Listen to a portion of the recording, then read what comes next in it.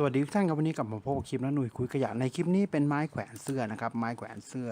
เราจะนำมาทำเป็นลักษณะของพวงแขวนผ้ากันนะครับผมเป็นไม้แขวนเสื้อเป็นตัวพลาสติกนะครับผม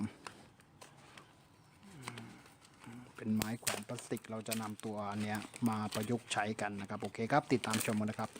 จากไม้แขวนเสื้อพลาสติกครับ